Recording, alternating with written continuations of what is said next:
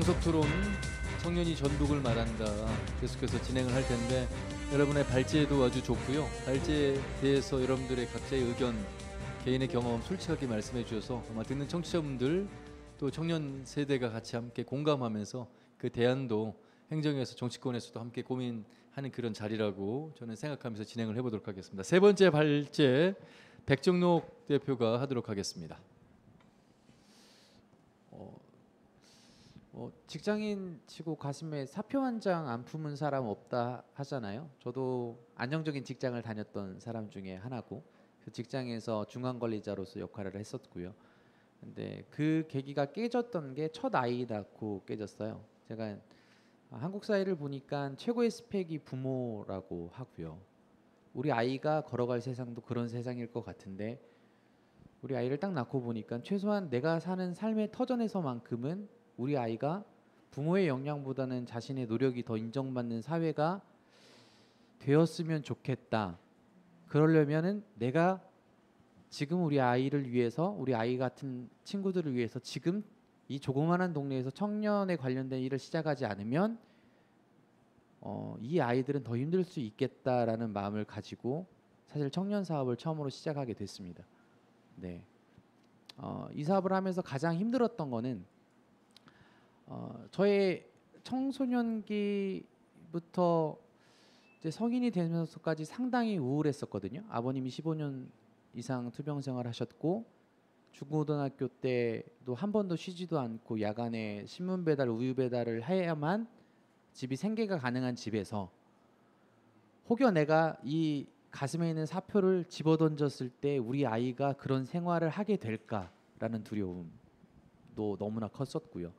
그럼에도 불구하고 내가 지금 시작하지 않으면 우리 아이 같은 친구들이 이 삶의 터전에서 정말 자신의 노력을 인정받지 못하는 세상일 것 같다 하는 마음으로 우리 아이가 둘이 있을 때 통장에 딱 300만 원 넣어놓고 창고를 고쳐서 청년들과 이 일을 시작을 하게 됐습니다. 그거 하면서 느낀 거는요. 애플에서 이런 광고 했더라고요. 세상을 바꾸겠다고 말하는 짓은 미친 짓이다. 그런데 세상은 그 미친 사람들에 인해서 결국 변화되어 간다라는 말을 하더라고요. 오늘 여기 계신 분들이 그런 분들이신 것 같아요.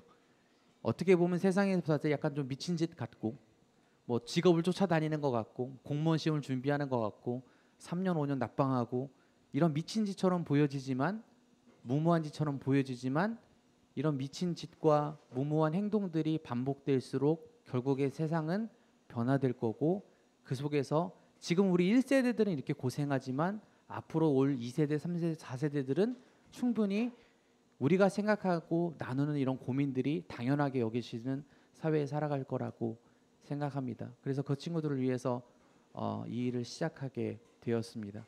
발자라기보다는 제가 이 일을 시작하게 된 배경과 어떤 마음으로 지금 이런 일들을 하고 있는지에 대한 말씀 올렸습니다. 네.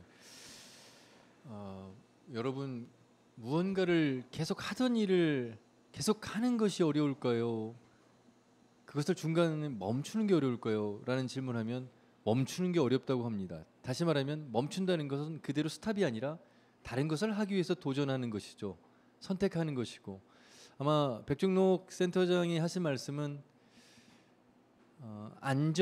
안녕도 중요하지만 하고자 하는 나의 바람의 방향대로 무언가를 선택하고 스탑하고 다시 시작하는 그 힘, 아마 그것이 청년 젊음에게 소중한 가치 유일하게 가지고 있는 힘, 뭐 이런 이야기 속에서 지금의 걸어온 길을 신문 배달과 아버지의 투명 생활 속에서도 내 아이를 보면서 그 새로운 300만 원 속에서의 센터를 개소한 거 이런 것들이 힘을 통해서 우리 청년들에게 좀 주고자 하는 메시지가 있는 것 같아요. 네, 뭐 결과론적으로 보자면 뭐 한국 사회 뭐 역사나 이런 걸 보자면 뭐 4.19든 5.18이든 결국 시대의 가장 큰 환경에서 시대를 바꿨던 건 청년들이거든요. 우리의 환경이 어렵지만 이 환경을 바꿀 것도 저는 결국에 청년들이라고 생각하고요. 앞으로의 환경을 바꿀 것도 청년들이라고 생각하고요. 다만 안타까운 거는 어떤 선택한다는 거는 또 다른 무언가를 포기한다는 거잖아요. 근데 이 포기에 엄청난 비난이 따라오는 건 사실이더라고요. 제가 직장에 사표를 던졌을 때 정말 저한테 매번 이렇게 칭찬해 주시고 격려해 주신 분들이 전화 와서 너 진짜 좀 똑똑한 줄 알았는데 진짜 바보 같은 짓 한다. 세상이 만만치 않다. 이런 말씀 많이 해주셨거든요. 그런 비난 속에서도 이 걷고자 하는 길을 흔들리지 않는다라는 건 정말 좀 쉬운 일은 아닌 것 같습니다.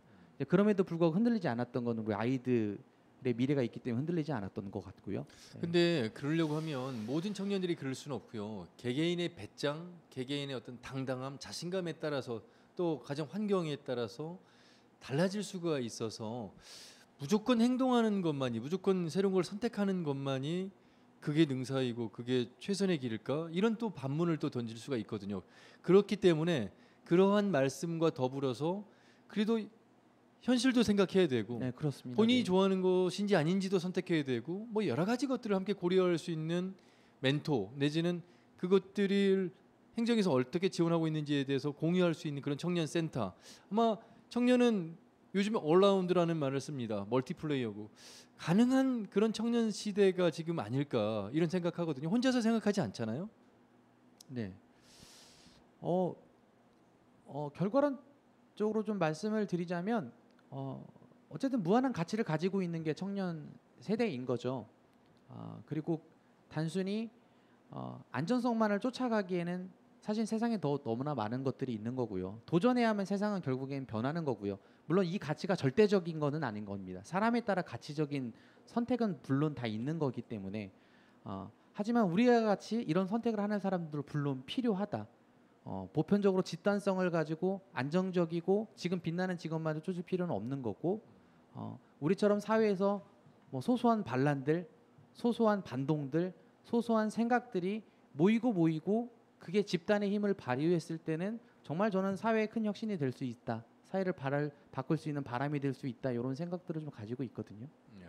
앞에서 뭐 두 번째 최재형 대표가 말씀하신 직업의 세계와 상당히 많이 이제 겹치고 비슷한 부분이 있긴 합니다만 조금 다른 관점에서 내 일을 직업으로 두지 않고 다른 일을 하면서 이것을 나의 장점으로 활용할 수 있는 새로운 건 없을까? 예를 들면 유지혜 씨가 농사 일을 하고 계시잖아요.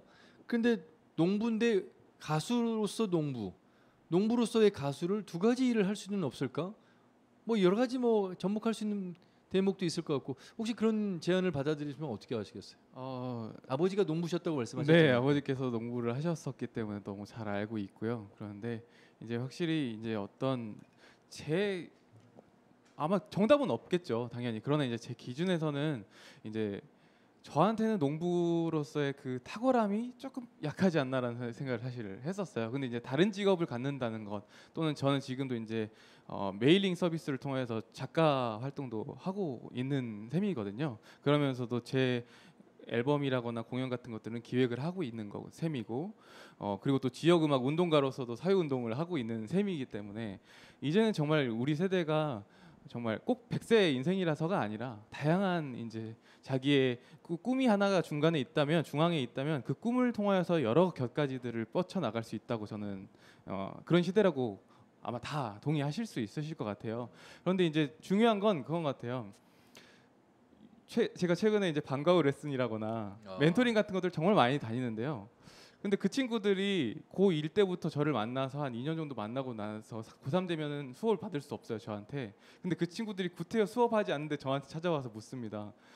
선생님, 대학 뭐 이렇게 얼버무려요. 해요. 대학을 어떻게 해야 될지 모르겠다는 식으로. 그러면 저는 결국에는 처음에는 이제 뭐 상투적인 얘기를 할 수도 있었겠지만 그냥 솔직하게 얘기합니다. 대학은 그냥 사실은 난 너네들을 정말 사랑하는 마음에서는 대학 안 갔으면 좋겠지만 그러나 아직 우리 사회는 대학 자격증이라는 라이센스가 필요해. 그렇기 때문에 나는 너네들이 정말 집안이 어렵건 어쩌건 떠나서 학비가 저렴한 데를 선택했으면 좋겠고 그 안에서도 전과를 한다거나 학교를 포기하고 다른 학교를 간다거나 정말 여러 가지 인생의 선택이 놓여져 있으니까 그 안에서 너네들이 생각할 시간들을 벌었으면 좋겠어. 왜냐하면 우리 시스템은 초중고에서 생각할 시간, 질문을 스스로한테 던질 시간이 없었기 때문에 너네들이 가장 싼 값에 자기들의 질문을 던질 수 있는 그런 시간을 대학 때 가졌으면 좋겠어 라는 얘기를 던질 수밖에 없거든요. 그래서 사실 저는 직업에 있어서도 뭐 다양한 직업을 할 수 있다라는 것도 그런 측면에서 동의할 수밖에 없는 게요. 우리가 결국 걸어온 길은 다 우리 삶의 궤적에 남지 않습니까? 설령 그 직업을 하지 않더라도 저도 인문학을 또는 어떤 역사나 신문방송학이나 기록관리학을 전공을 했지만 뭐 직업을 갖지 않아도 뮤지션으로서 또 얘기할 수 있는 부분이 있기 때문에 그런 시행착오를 다 받아들일 수 있으면서 그게 직업적으로 자기만의 아이덴티티를 가진 직업을 가질 수 있게 되지 않겠나 이렇게 보고 있습니다. 그러니까 네. 저는 이제 더 다양한 직업들, 농부도 만약에 제가 더 탁월함을 가질 수 있고 또는 유지혜 대표님께서 가르쳐 주실 수 있다면 농부도 받아들일 수 있다 이렇게 말씀드리겠습니다. 유지혜 씨는 나중에 혹시 다른 일을 하고 싶진 않으세요? 내지는 유지혜 씨의 자녀가 나중에 직업을 선택할 때 이 농업을 제한할 수 있는 그런 마음도 있으세요? 아까도 최정현 대표랑 얘기했지만 요즘 농부는 한 가지 일만 해서는 먹고 살기 정말 힘들거든요. 제가 유지혜라는 이름도 있지만 바람난 농부라는 그러니까요. 걸 가지고 있는데 이제 강의를 하거나 이럴 때 이제 퀴즈를 내요. 바람난 농부가 어떤 의미일까요? 그러면은 이제 뭐 초등학교 친구들은 뭐 바람이 났어요. 뭐 이렇게 하는데 어떤 의미였냐면 처음에는 제가 농사를 짓는다라고 하고 있는데 이제 그 관련된 박사님께서 저희 집에 오셨어요. 듣자 하니 이 집에 청년 농부가 있다라고 하는데 얼굴이 좀 보고 싶다. 근데 제가 그때 없었어요. 그래서 엄마가 뭐 청년 농부 교육 갔어요. 그리고 한 2달 있다 또 오셨어요. 그분이. 청년 농부 어디 갔냐? 놀러 갔다 했더니 아니 농부가 무슨 농사나 지고 맨 바람 나서 돌아만 다닌다. 이제 거기서 모티브를 해서 땄는데 솔직히 저 첫 번째 직업은 농부지만 두 번째는 제빵사고요. 세 번째는 강의 나가는 뭐 강의기도 하고 또 체험도 하고 그러니까 4가지 일을 하지 않으면 그러니까 바람난 농부는 요즘 어떤 의미냐면 농부가 바람이 나지 않으면 솔직히 먹고 살기 힘들다라는 의미인 거예요. 신바람도 나겠네요. 사실. 그렇죠. 신바람도 나죠. 왜냐면 어쨌든 농업의 가치를 보여줘야 되는 거죠. 아이들에게 그냥 농부는 단순히 뭔가를 생산해서 판매하는 게 아니라 그거를 또 다른 가치를 부여를 하고 그걸 통해서 여러 가지 직업들을 가지고 있다라는 걸 보여줘야 되기 때문에 그래야 그것도 이제 20대 혹은 30대 친구들에게도 농부라고 해서 꼭 농사만 지어야 될 필요성은 없거든요. 요즘은 뭐 유튜브 많이 해요 농부들도. 그러면 내가 영상을 잘한다 그러면 영상 찍어서 할 수도 있고요. 아니면 내가 뭐 글을 잘 쓴다 그러면 농업을 토대로 글을 해서 뭐 요즘 공모전 이런 것도 많고 그러니까 농업을 통해서 할 수 있는 일들이 진짜 무궁무진하다는 거죠. 노래 하시잖아요. 그런 거 요즘은 이제 조금 무슨 법인이 됐던 아니면 개인이 되면 이런 이벤트를 많이 해요. 그러니까 저 아시는 분도 들녘 음악회를 하시거든요. 그러면은 이제 들녘에서 그분들 불러서 같이 노래도 듣고 하는데 저도 그런 걸 해보고 싶은데 이제 아직은 인프라가 없기 때문에 그래서 그런 게 된다라고 하면 같이 할 수 있는 일들이 너무 많기 때문에 그러니까 한 곳에다 국한 두지 말고 저 일은 내가 못해라고 하지 말고 경험을 한번 해보는 것도 정말 전 중요하다고 생각을 해요. 농민단체나 농업계에서 은총씨 팀을 부르려면 은총씨 팀이 이름을 바꿔야 되겠어요. 이게 이상한 계절이잖아요. 농부들에게 계절이 이상하면 안 되는데. 그러니까 이름 따라 가는 것도 그러니까 있죠. 예. 그러니까 지금 보면은 직업에 있어서 한 가지 직업만 가지고 해서는 안 된다는 말씀이 제가 볼 땐 포인트 같아요. 그러니까 바람남 농부도 이제 거기서 비롯된 것이고 여러 가지 일을 해야만 되는 그런 세상. 그러면 내가 하고 싶은 일을 하면서 다른 일들도 하고 다른 일들도 하면서 조금 바쁘지만 그래도 가치는 좀 더 살아나고 그렇게 좀 더 성장하는 그런 모습을 느껴가면서 하루하루 살 수 있다 이런 말씀이신데. 그래서 아까 이제 질문하신 것처럼 이제 제가 딸만 둘이거든요. 네. 근데 만약에 이제 저는 남편도 농사를 짓고 있어요. 그래서 그렇죠. 저희들끼리 그런 얘기를 해요. 만약에 우리 아이들이 나중에 농사를 짓는다라고 하면 어떨 것 같아? 그러면 저는 오케이예요. 다 뭐 공무원하고 다 경찰하면 손은 누가 키워요? 누군가는 키워야 되잖아요. 근데 가면 갈수록 그런 가치들을 우리 아이들이 해준다라고 하면 참 의미 있겠다. 요즘에 저희 아이가 이제 큰 아이가 3살인데 뭐 그림을 그리는 것도 공부한다 그러고 뭘 하는 걸 다 공부한다 그래서 엄마 나 공부할 거야 그러면 하지 마. 뭘 벌써부터 공부를 해 하지 마 그러면 엄마 나 공부할 거야 하지 마 놀아 그러면 저희 엄마가 좀 이상하다고. 그래서 제가 아이한테 그랬어요. 저희 아이가 보니까 제가 고슴도치 엄마인지는 모르겠지만 머리가 나쁜 머리는 아닌 것 같아요. 그래서 잘만 크면 괜찮을 것 같은데 그래서 저희가 아이 앉혀놓고 그랬어요. 너무 공부 열심히 하지 말라고. 네가 공부 잘해서 강남 간다고 하는데 엄마 따라갈 수도 없어. 음. 농사도 지어야 되고 빵도 만들어야 되고 가장 중요한 건 돈이 없어. 이렇게 말은 하거든요.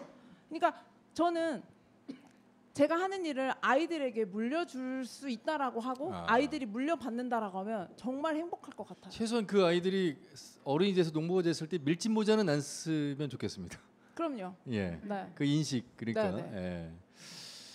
자, 되게, 네. 네, 되게 공감 가는 이야기를 너무 많이. 저도 같은 농부잖아요.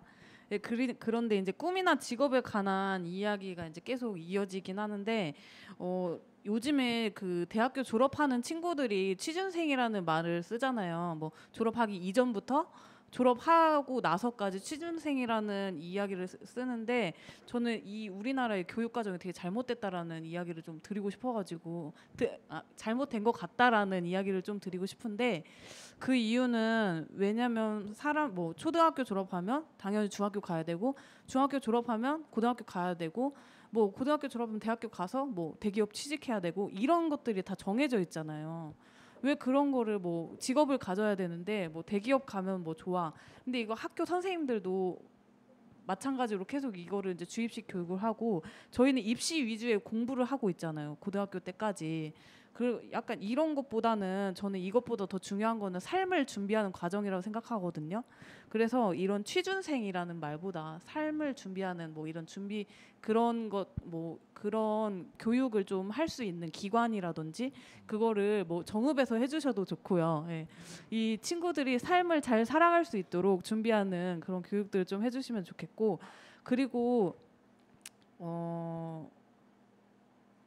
아까 삶의 터전에서 인정받지 못할 것 같다. 뭐 이렇게 살다가는 막 그런 이야기 하셨잖아요. 저도 그때 회사 다닐 때 그런 걸 약간 느꼈었어요. 예를 들면은 저희가 이제 그 사옥 이전 때문에 제가 한 달이 31일이잖아요. 그럼 29일을 출근했어요. 그리고 그 안에는 저희 외할머니 칠순 잔치도 있었고 근데 갈 수가 없는 거예요. 왜냐면은 저는 공사장에 나가야 되거든요. 왜냐면 다른 분들은 집도 멀고 그런데 저는 집도 회사랑 가깝고 다른 분들은 결혼했는데 저는 미혼이고 왜냐면 딸린 나 애기 때문에 이렇게 얘기하니까 저도 모르게 그럼 제가 나갈게요 이렇게 하다 보니까 그 29일을 출근을 했더라고요. 물론 그 부가적으로 뭐 휴일 근무 수당 이런 건 받지만 저는 그래서 너무 재미없어서 이렇게 살다가 나 진짜 곧 죽을 것 같다라는 생각이 들었거든요. 그러니까 이게 생각이 변화하려면 어느 정도의 전환점이 필요하다고 생각을 하는데 이 전환점을 이 삶을 그 대학교 졸업하고 뭐 고등학교 졸업하고도 좋고 이런 삶을 준비하는 과정 이야기를 들으면서 좀 본인의 삶을 전환할 수 있도록 이런 게 좀 생겼으면 좋겠어요. 김현지 씨는 우여곡절 없이 그냥 바로 취업에 성공한 사례로서 좀 이 선배들의 이야기를 들으면 어떠세요? 일단 선배님들의 이야기를 들을수록 더 겸손해지는 것 같고 좀 반성을 많이 하게 되는 것 같아요. 일단은 정말 생각이 없이 살았구나 이런 생각이 와서 많이 들었어요. 그리고 사실 저도 취업에 우여곡절이 없었던 건 아니고 저도 29인데 작년 28에 공무원이 됐잖아요. 그 전에 저도 이제 방금 언니께서 말씀해주신 것처럼 저도 사실 고등학교 때까지 진짜 생각이 없이 대학교 잘 가야겠다라고 공부를 했는데 대학교에 가보니까 정말 서울이라는 제 기준 큰 땅덩어리에 저 혼자 떨어진 느낌을 대학생 때 많이 받았던 것 같아요. 그러면서 그때부터 저도 저에 대한 고민이 들었지만 저는 지금 계신 분들하고 다르게 용기가 없었는지 아니면 저의 삶의 스타일이 잘 맞춰서 환경이 잘 살아가는 스타일이어서인지 모르겠지만 결국 다시 공무원으로 다시 회귀를 했더라고요. 그래서 이런 점들을 봤었을 때 참 대단하신 것 같고 네 저는 그렇게 된 것 같습니다. 어쩌세요? 그러니까 유일하게 지금 20대시잖아요. 네. 그 대학을 졸업한 그 시점에서 시작하면 지금 후배들도 그렇고 다시 네. 그 몇 년 전으로 돌아가면 직업의 세계에 대해서 그냥 선배들이 좋은 직업을 갖기 때문에 나도 그 직업을 가야 돼. 보통 대부분 이런 식입니까? 아니면 여기 계신 분들처럼 기성세대가 인정하는 그런 직업은 아니지만 내가 하고 싶은 일을 갈 거야. 뭐 이렇게 생각하는 그런 직업관도 많습니까?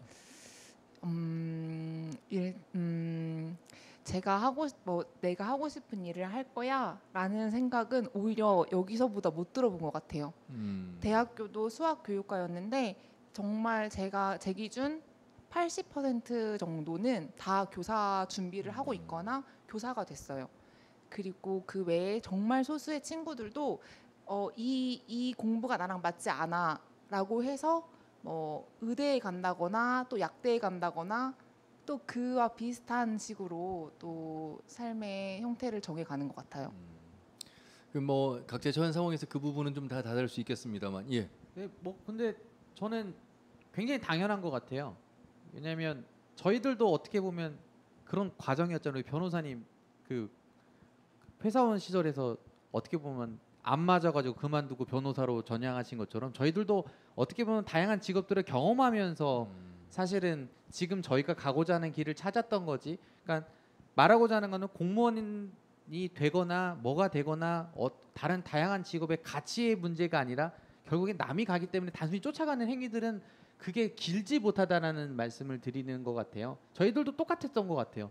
왜냐하면 좋은 직업을 갖고 싶고 돈을 많이 벌고 싶고 그래야만 사회에서 인정받을 것 같고 내가 인정받아야 내 자식이 인정받을 것 같고 우리 부모님이 인정받을 것 같고 여기에 뇌리에서 벗어나는 게 사실은 쉽지 않았고 지금도 쉽지 않은 건 사실인 거예요. 왜냐하면 제가 늘상 삶의 변화를 주니까 저희 아내가 저희 아들이 지금 7살인데 내년에 이제 학부형이 되거든요. 저한테 물어보더라고요. 내년까지는 센터장을 할 거지? 물어보더라고요. 왜? 그랬더니 학교에 들어가면 직업을 써야 되는데 직업을 써야 되니까 아빠가 뭐 사회활동가 이렇게 쓸 수는 없잖아요. 그러니까 센터장이라고 썼으면 좋겠다라고 우리 아내가 저한테 되게 솔직히 말하더라고요. 근데 거기에 자유로울 수 없는 것도 저도 사실인 거고. 그러니까 이런 거는 늘상 있는 것 같아요. 늘 고민되고 늘 흔들리고 늘 다시 고민하고 하는 것은 저희들도 마찬가지인 것 같아요. 그 고민이 늘 있었고요. 네. 연단이 시골 출신에 제가 KBS 아나운서가 됐을 때 저희 마을 앞에 초등학교 앞에 현수막이 붙었습니다. 그래서 과연 저 현수막의 가치는 무엇일까? 현수막은 무엇을 얘기하고 있는 것일까? 참 나의 직업의 선택이 부모님이 좋아하시고 아들에게는 아버지의 직업을 어머니의 직업을 당당하게 쓸 수 있는 아직도 우리는 그러고 보면 직업에 규천이 없다고 얘기를 하지만 그 직업을 바라보는 시각은 획일적인 시각은 아직은 존재하는 것 같습니다. 그럼에도 불구하고 수많은 직업이 사라지고 있고 새로운 직업들이 만들어지고 있습니다. 스스로에 대한 질문을 던지면서 직업을 만드는 그런 생산자, 창의력이 있는 사람으로 가기까지는 아마 여기 계신 분들처럼 수많은 과정을 거치고 스탑하고 다시 선택하고 다시 정진하는 그런 과정 속에서 아마 만들어지지 않을까. 저는 저 나름대로는 그런 확신이 듭니다. 자, 이 직업에 대한 이야기가 계속 좀 더 길어졌고요. 이번에는 여성농부 유지혜 대표의 이야기를 좀 더 들어보도록 하겠습니다. 저는 이제 27살 때 직장 생활을 하다 보니까 쉽진 않구나라는 걸 많이 느꼈어요. 저는 원래 이제 중국에서 유학을 하고 졸업함과 동시에 좀 경험을 해보고 싶은 거예요. 농업을 만약에 해버리면 다양한 경험을 할 수가 없을 것 같은 거예요. 그리고 농업을 하게 되면 그 다른 직업을 가질 수도 없고요. 왜냐하면 그렇게 되면 지원 자체가 안 되니까요. 그래서 어떻게 그냥 저는 아이들 가르치는 걸 한번 해보고 싶어서 학습지 교사를 하게 됐는데 저는 그게 그렇게 힘든 직업인 줄 몰랐어요. 만약에 30대에 학습지 교사를 했더라면 저처럼 지금 이 나이에 엄마가 돼서 했더라면 정말 쉬웠을 일인데 27살 나이에 학습지 교사를 한다라는 건 정말 정말 큰 일이었던 거예요. 농사 짓는 거는 차원과는 다른 거예요. 왜? 아이들을 상대하는 건 괜찮아요. 근데 이 엄마들 상대하는 게 너무 힘든 거예요. 33,000원의 가격을 내고 330만 원의 효과를 자꾸 내시려고 하는 거예요. 아이가 학교 성적이 떨어지면 학교 선생님을 탓해야 되는데 학습지 교사를 탓해요. 저는 쟤한테 더하기 빼기밖에 가르쳐 준 게 없는데 어떻게 학교 수업 성적이 떨어졌다고 선생님 저 이제 그만할래요 이렇게 말씀을 하세요. 근데 지금 생각해 보면 그 2년이라는 시간이 저한테는 큰 자양분이 됐던 것 같아요. 왜? 가장 우리나라에서 가장 상대하기 힘든 소비자군이 어떤 군이냐면요. 미취학 아이를 둔 엄마들이에요. 왜? 나는 유기농 비록 안 먹더라도 우리 아이에게는 유기농 먹여야 되고요. 나는 그냥 싼 옷 입어도 우리에게는 비싼 이런 것들이 강하기 때문에 그런 엄마들을 상대하고 한 2년 정도 하다 보니까 몸도 마음도 많이 지치기도 하고 막 그때 살이 한 5kg 이상 빠졌었거든요. 근데 지금 돌아보면 그게 어쨌든 소비자들을 하고 엄마들의 이거를 파악할 수 있었던 계기였던 것 같아요. 그래서 지금도 저는 어딜 나가면 무서운 사람이 솔직히 없어요. 그런 경험들을 많이 해봤기 때문에. 그래서 진짜 20대 이렇게 좀 힘든 분들 있잖아요. 뭐 저 선생님 막 우울증이 올 것 같아요. 아니면 막 너무 힘들어. 그러면 학습지 교사 한번 해보세요. 권하고 싶어요. 그러면요 인생이 확 달라져요. 네. 뭔가 내가 삶을 놓고 싶거나 너무 힘들다. 나 뭘 잘하는지 모르겠다. 그러면 학습지 교사를 한 1년만 해보세요. 그러면 삶의 전투적으로 변하더라고요. 그래서 저는 요즘에 대부분의 엄마들이 한 아이 정도 되다 보니까 내 아이가 다 천재라고 생각하고 네, 그렇죠. 얘 어떻게 그렇게 또 바라보는 시각도 그렇죠. 요인이죠. 예. 네네. 그러니까 그것도 충분히 이해는 되는데, 그러니까 그런 것보다는 어쨌든 사람을 요즘 같은 경우는 이제 코로나 시대이기도 하고 뭐 얼마 전에 기사를 접했는데 저희 때만 해도 뭐 동아리 활동도 하고 뭐 학생회 활동도 했는데 요즘 뭐 대학 친구들은 이제 취업을 준비하느라 그런 활동들을 아예 못 한다고 하더라고요. 그리고 어떤 친구들은 전화를 한 게 기억이 안 난대요. 카톡으로만 이게 세대가 됐지. 그래서 뭐 전화가 오면 막 좀 긴장되고 이런 친구들이 있다고 해서 좀 다양한 경험도 하고 사람하고 좀 부딪혀도 보고 깨져도 보고 이래야 좀 단단해지는 것 같아요. 그래서 제가 농사를 지으면서 그때 2년이라는 그때는 너무 힘들었는데 지금 생각해 보면 그 2년이 그 지금까지 오는데 가장 큰 역할을 했던 것 같아요. 저도 경험 굉장히 중요한 것 같아요. 자신의 뭔가를 찾는 데에서 경험은 좀 절대적인 요소인 것 같아요. 요새 뭐 니트족 청년들 얘기가 많은데 뭐 OECD 국가 이렇게 보면 고학력 니트족이 대한민국이 절대적으로 높거든요. 뭐 독일이 7%인데 대한민국이 40%대가 넘어요. 실질적으로 이제 니트족 청년들의 가장 큰 문제는 예전에 일어났던 뭐 PC방 살인 사건처럼 자신 안에 있어서 어떤 정신병적인 어떤 정신질환으로 확장될 수 있는 가능성도 충분히 있다. 그러니까 사회적 비용이 더 많이 발생될 수 있는 가능성이 있다. 그래서 제가 청년센터라면서도 가장 궁극적으로 두는 거는 단순히 청년의 어떤 지원이나 이런 것들을 일자리 형태나 출산 형태로만 양극화해서 두는 거는 청년들 스스로 성장할 수 있는 거를 조금 막는 방법이 아닌가. 오히려 다양한 경험을 할 수 있는 토대와 다양한 것들을 체험할 수 있는 그런 여건들을 자꾸 제공해 줌으로 인해서 이 친구들이 스스로의 길을 자꾸 찾아갈 수 있는 방법론들을 본인 스스로 찾아야 되는 거거든요. 결과론적으로 정부가 해줄 수 있는 것과 없는 게 있는데 정부가 해줄 수 없는 게 훨씬 더 많거든요. 개인의 삶에 있어서는요.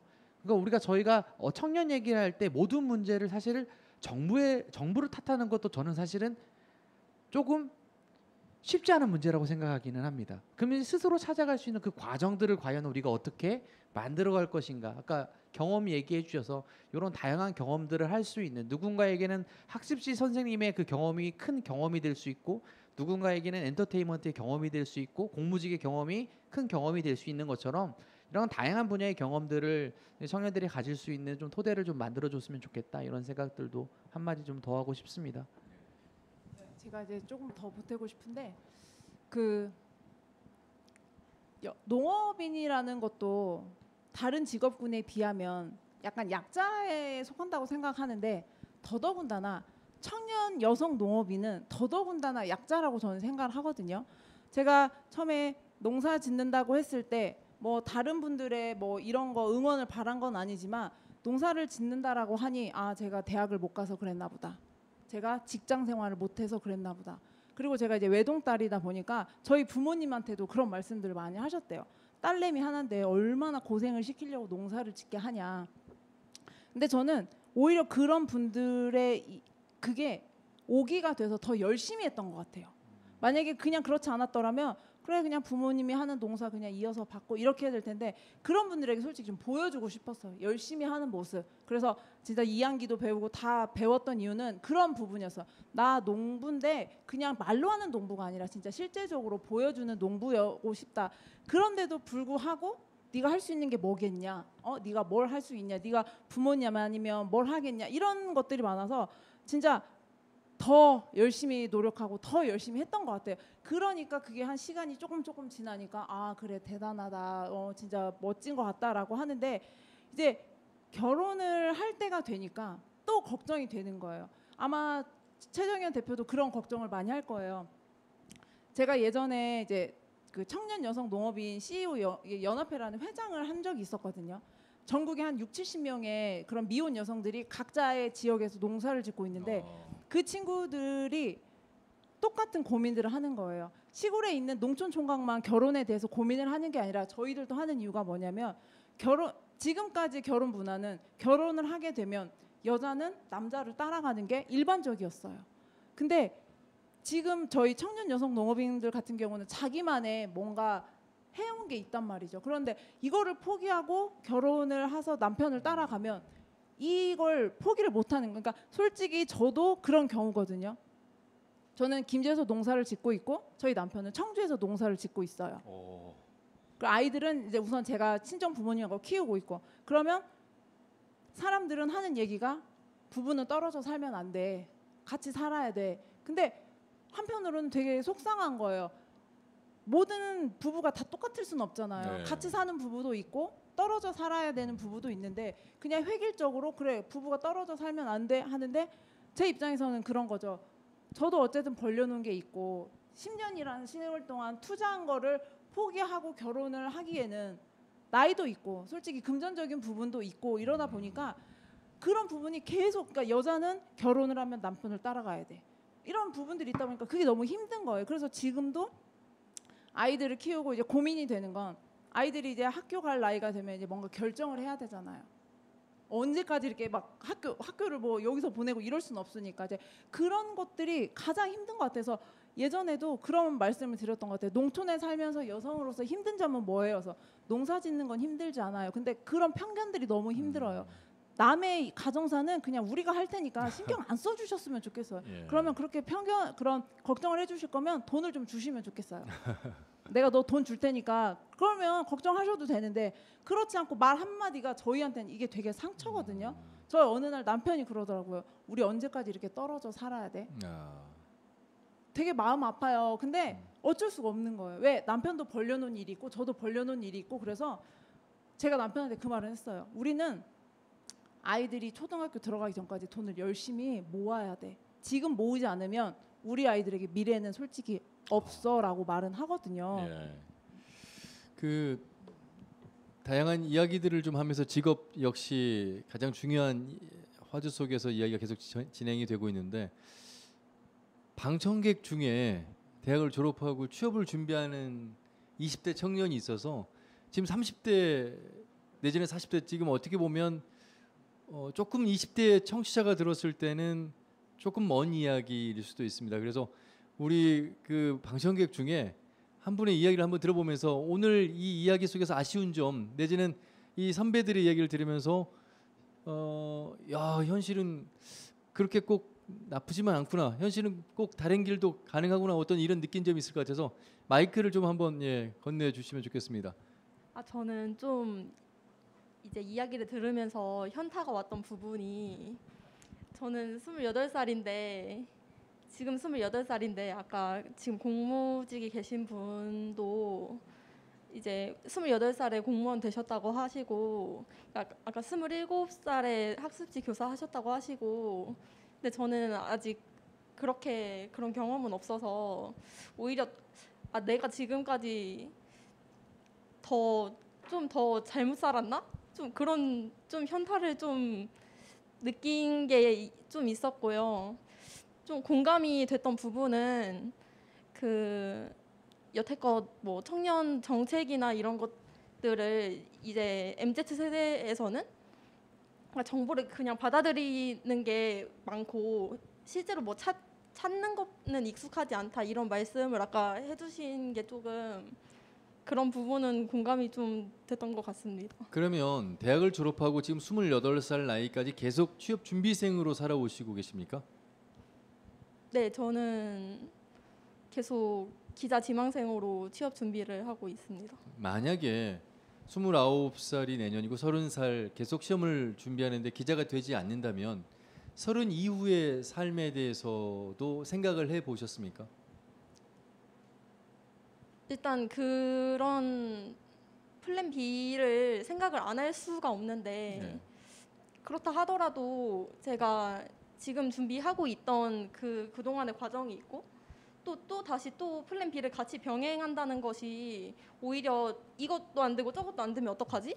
좀 이런 생각이 좀 그래서 들었던 것 드리는 같습니다. 질문인데 여기 계신 분들도 그 과정을 통해서 결국 남들이 뭐 인정하는 직업이든 그렇지 않든 또 인정하는 직업을 가졌다가도 다시 내가 원하는 직업을 찾아가는 모습을 보면서 이제 느끼는 바가 크다고 하셨는데 기자라는 직업을 갖게 되면 참 좋겠습니다만 그렇지 못했을 때 아까 나는 그럼 내가 잘못 살고 있는 것인가 이런 생각을 하셨잖아요. 대한민국에서 지금 대학을 졸업하고 그 비슷한 연령대 친구들이 안정적인 직장 내지는 내가 하고 싶어하는 직장이 진입하기가 쉬운 구조는 아니죠. 경쟁률, 공무원도 그렇고 모든 시험 경쟁률이 정말 치열한 세상에서 살고 있고 최영호 변호사도 100개의 이력서를 냈는데 한 번도 되지 않았던 그런 말씀을 하셨거든요. 그런 현실 속에서 내가 원하는 그 직업 정말 도달할 수 있을까? 찾을 수 있을까? 가질 수 있을까? 걱정하면서 준비를 많이 할 것 같아요. 제가 좀 느끼는 거는 그러니까 그동안 우리 교육이 그러니까 네가 하고 싶은 게 뭔지를 물어보지 않은 측면도 있지만 그래도 저는 기자라는 직업을 조금 더 다른 동일한 나이 청년들에 비해서는 조금 더 일찍 꿈을 가진 편이긴 한데 좀 오히려 꿈을 가진 사람들이 좀 내가 그냥 할 수 있는 일이 아니라 좀 꿈을 가진 거를 노력하는 그 사람들이 오히려 더 취직하기 어려운 구조가 아닌가 좀 이런 생각이 좀 드는 것 같습니다. 오히려 좀 내가 아예 하고 싶은 게 없었다면 적당히 좀 맞춰서 가는 그런 삶을 살 수도 있었을 텐데 좀 저는 꿈을 좀 확실히 있는 편이어서 더 좀 길어진 게 아닌가 이런 생각도 조금 드는 것 같습니다. 개인의 꿈, 개인의 직업은 누군가가 도와줄 수 있는 현실은 아닙니다만 어쨌든 과거에 비해서 취업의 문이 이렇게 넓지는 못한 그런 시대에 살고 있으면서 불평불만도 많을 것 같고 한탄도 좀 많을 것 같고 하지만 꿈을 포기하지 않고 가는 우리 지금 방청객 청년의 모습을 보면서 꼭 기자가 돼서 좋은 언론인이 됐으면 하는 바람도 가져봅니다. 그 서강대 철학과 명예교수인 최진석 교수가 한 말 중에 꿈은 지금의 조건에서 이루어진다면 그건 꿈이 아니라고 합니다. 꿈이라는 것은 지금의 조건이 아닌 불가능한 조건 속에서 이루어질 수 있는 게 꿈이라고 하는데 어찌 보면 지금 청년들에게 그 불가능한 것이 아닌 이루어질 수 있는 것조차도 안 되고 있는 이 직업의 세계, 꿈의 세계를 이야기하는 어찌 보면 저도 이제 기성세대로서 참 미안한 마음도 있고 어떻게 이런 부분을 같이 고민할까 하는 생각을 진행하면서도 느끼게 됩니다. 끝으로 하고 싶은 말씀 있으면 간단하게 하시고 앉아주시죠. 저와 같은 많은 고민을 하고 있는 청년들이 조금 더 행복해졌으면 좋겠습니다. 네, 잘 들었습니다. 고맙습니다. 박수 한번 쳐주실까요? 네. 사실은 뭐 이 기획을 하면서 20대 청년들의 이야기, 특히나 대학생의 이야기부터 시작해서 대학을 졸업한 그리고 현재 직업을 갖고 있고 또 떠났다가 다시 돌아온 사람들의 이야기, 다양한 정말 청년도 다양합니다. 다 담을 수는 없기 때문에 하지만 오늘 방청객으로 취업을 준비하고 있는 청년이 있어서 얘기를 들어봤습니다. 예. 딱 저 무렵에 제가 뒷번호를 이제 제가 좋아하는 번호를 네 자리를 정했었는데 이게 3027이었습니다. 그게 성공 27이라는 의미였어요. 그러니까 27살 때 성공하면 좋겠다 이런 염원을 담았었는데 사실 27살에 대학 졸업하고 보니까 저는 여전히 사회에서 너무 풋내기인 거고 이도저도 아닌 사람이고 여전히 무언가 꿈을 쫓는 사람이더라고요. 그러니까 오늘 방금 말씀해 주신 분도 그 마음이 너무 이해가 될 수밖에 없는 게 그거예요. 사실 또 지금 제가 활동하고 있는 이상한 계절이라고 하는 이 네이밍조차도 사실은 환절기를 의미하거든요. 그러면서 이상을 향한 계절의 준말인데 이 의미가 뭐냐면요. 이상을 이룰 수는 없더라도 향해 가는 계절도 의미 있다. 그러니까 봄, 여름, 가을, 겨울 같이 뚜렷한 계절이 되지 못하더라도 그 중간에 있는 사이에 있는 어떤 계절이건 나만의 계절이라면 그건 의미가 있고 아름답다라는 그런 개념을 좀 내포하고 있는데요. 그러니까 청년에 있어서 저는 오히려 저렇게 계속해서 꿈을 꾸어가고 싶고 제2의 플랜 B를 생각하지 않고 오히려 계속해서 플랜 A를 고수하려고 하는 그런 청년들의 정신을 어떻게 하면 우리가 지켜줄 수 있을까? 먼저 앞서간 우리가 선배 입장으로서 어떻게 하면 그런 청년 정신을 지켜줄 수 있고 또 그런 적법한 롤 모델이 또 될 수 있을까에 대한 좀 고민이 좀 우리 사회에서 더 필요하지 않나 생각이 듭니다. 예.